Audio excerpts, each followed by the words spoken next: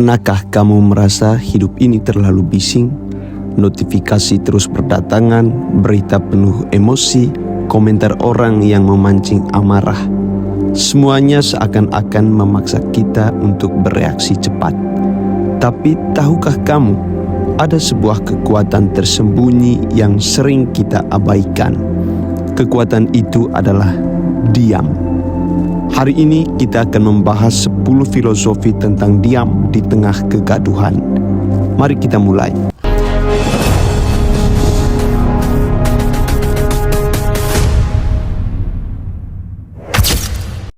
Diam adalah kekuatan, bukan kelemahan. Banyak orang berpikir kalau diam berarti kalah, padahal sebaliknya. Diam adalah respon yang kita pilih dengan sadar. Saat seseorang mencoba memprovokasi, diam adalah bukti bahwa kita yang mengendalikan keadaan, bukan keadaan yang mengendalikan kita. Diam memberi ruang antara stimulus dan respon. Otak kita terbiasa untuk langsung bereaksi, tapi diam memberi jeda kecil, ruang di mana kita bisa bernapas, menenangkan diri, dan memutuskan apakah kita mau bereaksi atau tidak. Dari jeda kecil inilah lahir kedewasaan. Diam melindungi kita dari konsumsi konten negatif. Media sosial didesain untuk memicu emosi, marah, takut, cemas. Dengan memilih untuk berhenti scroll berita negatif atau unfollow akun yang toksik, kita sedang melatih pertahanan diri. Itu bukan kelemahan, tapi kecerdasan. Diam membuat kita benar-benar mendengar. Dalam percakapan, kebanyakan orang hanya menunggu giliran bicara.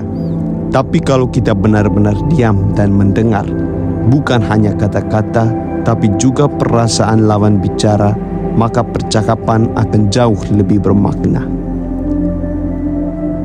Diam bisa menjadi ritual yang menenangkan.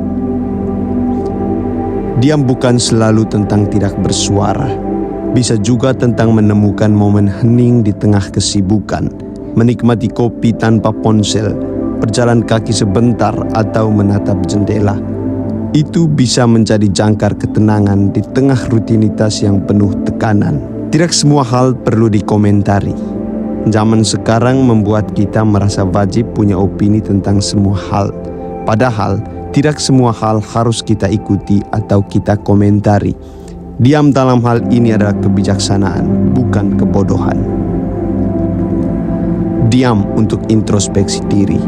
Daripada sibuk menyalahkan orang lain, gunakan kesunyian untuk bertanya pada diri sendiri, apa yang bisa saya pelajari? Apakah reaksi saya tepat? Bagaimana saya bisa menjadi lebih baik? Diam memberi kita ruang untuk tumbuh. Diam bisa jadi perlindungan diri.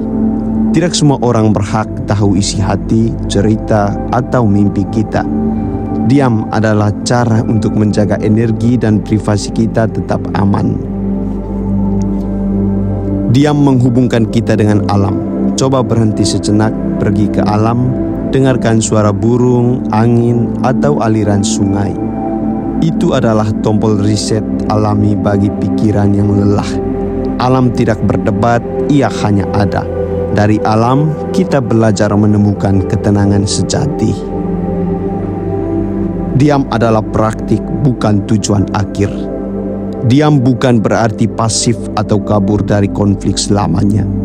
Diam adalah latihan memilih pertempuran yang bijak.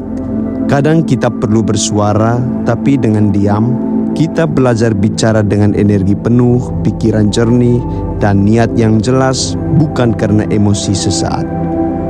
Teman-teman, diam bukan berarti lemah.